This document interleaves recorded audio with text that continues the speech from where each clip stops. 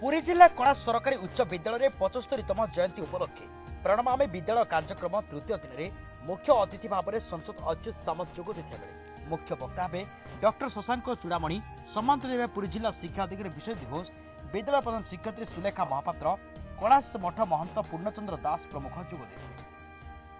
Aluminium trust सभापति Maheshwar Martha अध्यक्षता करथिले। अच्युत सामंत कहिथिले शिक्षा होइछि मनिषर तृतीय नयन प्रत्येक पितामाता शिक्षा क्षेत्र में गुरुत्व देवा निहाती जरूरी।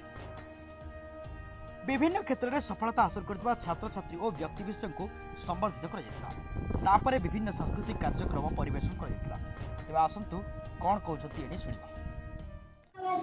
तार 75 वर्ष पूर्ति उपलक्षे 3 दिनिया उत्सव आयोजित होता। आज शेष दिन में मु जोग देइथिबारु मु निजको गौरवान्वित मन करुच्ची, धन्य मन करुच्ची।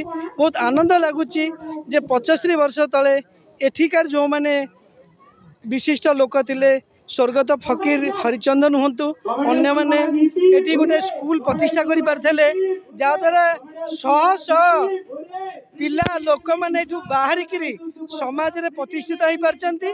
तेणु स्कूल टी बहुत भल स्कूल है। मो सुलेखा महापात्र सरकारी उच्च विद्यालय कणासर प्रधान शिक्षक।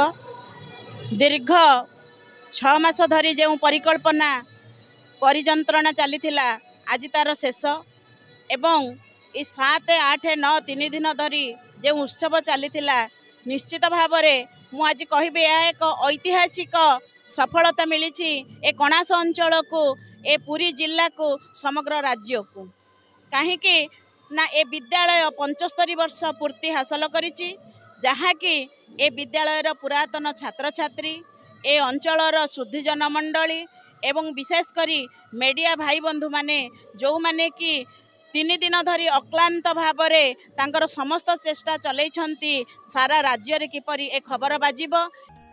कणासर सौम्यकांत बेहरान रिपोर्ट संभव टीवी ओडिया।